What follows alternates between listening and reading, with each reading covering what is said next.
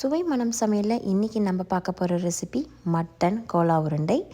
எங்கள் வீட்டில் எப்படி செய்வோமோ அந்த மெத்தடில் நான் உங்களுக்கு சொல்கிறேன். வாங்க எப்படி செய்யுதுன்னு பார்க்கலாம். 2 LBக்கு மட்டன் கிரவுண்ட் மட்டன் எடுத்திருக்கேன். இங்கே இந்தியன் ஸ்டோரில் உங்களுக்கு நல்லாவே இது மாதிரி உங்களுக்கு கிரவுண்ட் மீட் கிடைக்கும். ஸோ இதை நம்ம நல்லாவே வாஷ் பண்ணி எடுத்துக்கலாம். பவுலில் போட்ட பிறகு இதை ரொம்ப நேரம் வாஷ் பண்ணிங்கன்னா உங்களுக்கு ரொம்ப தண்ணிடும். ஸோ அதனால் நம்ம ஃபஸ்ட்டு என்ன பண்ணலான்னா லைட்டாக நம்ம ஃபஸ்ட்டு ரின்ஸ் பண்ணிக்கலாம். அதுக்கப்புறம் ஒரு தடவை ரின்ஸ் பண்ணிவிட்டு தண்ணி நல்லா வடிகட்டுட்டோம். இப்போ தண்ணி நல்லா வடித்த பிறகு ஒரு பேனில் போட்டு நம்ம இது மாதிரி மிக்ஸ் பண்ணிக்கலாம். தண்ணி இதுலேயே உங்களுக்கு நல்லா இடும். ஸோ அதனால் இப்போ மிக்ஸ் பண்ணிப்போம் இந்த தண்ணி போகிற அளவுக்கு. நல்லா கொத்தின மட்டனில் சில பேர் அப்படியே கூட உருண்டை பிடிப்பாங்க. பட் எங்கள் வீட்டில் இது மாதிரி தான் செய்வோம். ஸோ அதே மெத்தடில் நான் பண்ணுறேன். இப்போ தண்ணி ஃபுல்லாகவே நல்லா உங்களுக்கு வற்றிடுது.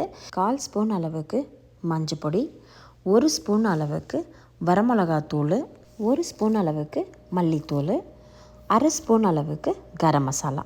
இப்போ இவங்களாம் லைட்டாக நம்ம மிக்ஸ் பண்ணிக்கலாம். மிக்ஸ் பண்ண பிறகு ஒரு 10 சின்ன வெங்காயத்தை இது மாதிரி நறுக்கி இதில் ஆட் பண்ணிக்கோங்க. கை அளவுக்கு கொத்தமல்லி தாள், பிறகு கருவேப்பிலை நல்லா தாராளமாகவே போட்டுக்கோங்க. இப்போ இவங்களையும் சேர்த்து மிக்ஸ் பண்ணிவிட்டு கேஸ் ஆஃப் பண்ணிவிடுங்க. அவ்வளோதான். இது ஆறட்டும். ஆறின பிறகு நம்ம மிக்சியில் அரைச்சிக்க வேண்டியது தான். நெக்ஸ்ட்டு மிக்சியில் அரைக்க வேண்டிய பொருள் பார்த்திங்கன்னா பொட்டுக்கடலை, தேங்காய், பச்சை மிளகாய், ஏலக்காய், சோம்பு, மிளகு. இவங்களும் இது மாதிரி குறைன்னு அரைச்சிக்கலாம். உங்களுக்கு தேங்காவும் பொட்டுக்கடலையும் பார்த்திங்கன்னா 1/2 கப்பு தேங்காய், 1/2 கப்பு பொட்டுக்கடலை, பிறகு சோம்பு 1 ஸ்பூன், மிளகு 1 ஸ்பூன், ஏலக்காய் ஒரு 4. இப்போ நம்ம அரைச்சி வச்சதில் நம்ம இந்த மட்டனை வதக்கி வச்சுருந்தோம் இல்லையா கோலா உருண்டைக்கு, அவங்களையும் சேர்த்துக்கலாம். நல்லா சூடாக இருக்குது. சூடு ஆறின பிறகு தான் நான் அரைச்சி எடுத்துப்பேன். இப்போ ஃபஸ்ட்டு பேட்ச்சு கொஞ்சம் குறைன்னு அரைச்சி எடுத்துருக்கேன். நெக்ஸ்ட்டுலாம் எல்லாமே கொஞ்சம் நைஸாக நம்ம அரைச்சி எடுத்துக்கலாம். இப்போ எல்லாமே நான் அரைச்சி எடுத்தாச்சு. உங்களுக்கு அரைக்கும் போது மிக்சியில் ஒட்டக்கூடாது எதுவுமே, இது மாதிரி உங்களுக்கு இருக்கணும். இப்போ அரைச்சதில் உப்பு சேர்த்துக்கலாம். உப்பு நான் ஒரு 1/2 ஸ்பூன் அளவுக்கு ஆட் பண்ணிக்கிறேன். உப்பு பத்தலைன்னா மறுபடியும் நீங்கள் போட்டு பார்த்துட்டு சேர்த்துக்குங்க. பொடியாக நறுக்கின வெங்காயம், பெரிய வெங்காயம் தான் நான் ஆட் பண்ணியிருக்கேன். அதே மாதிரி கொத்தமல்லி கொஞ்சமாக, கருவேப்பிலை கொஞ்சமாக ஆட் பண்ணிப்போம்.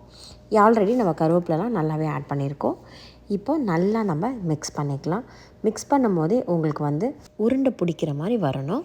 அப்போ தான் உங்களுக்கு கரெக்டான பதம். நான் உருண்டை பிடிச்சும் காட்டுறேன் உங்களுக்கு. பாருங்கள், பர்ஃபெக்டாக இருக்குது. எல்லா உருண்டையும் இது மாதிரி நம்ம பிடிச்சி வச்சுக்கலாம் ஒரு பிளேட்டில்.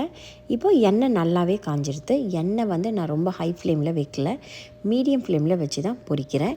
ஏன்னா ஹை ஃப்ளேமில் வச்சு நீங்கள் போட்டிங்கன்னா நல்லா கோல்டன் ப்ரௌன் வரும், பட் ஆனால் உள்ளே வேகாது. ஸோ அதனால் மீடியமில் வச்சு பொரிங்க. மேலேயும் நல்லா உங்களுக்கு கோல்டன் ப்ரௌன் வரும், உள்ளேயும் நல்லா உங்களுக்கு உருண்டை வெந்திருக்கும். ஸோ அதனால் எப்போவுமே மீடியமில் வச்சு நீங்கள் பொரிச்சிடுங்க. இப்போ நல்லாவே உங்களுக்கு கோல்டன் ப்ரௌனில் ஆகிடுத்து பாருங்கள்.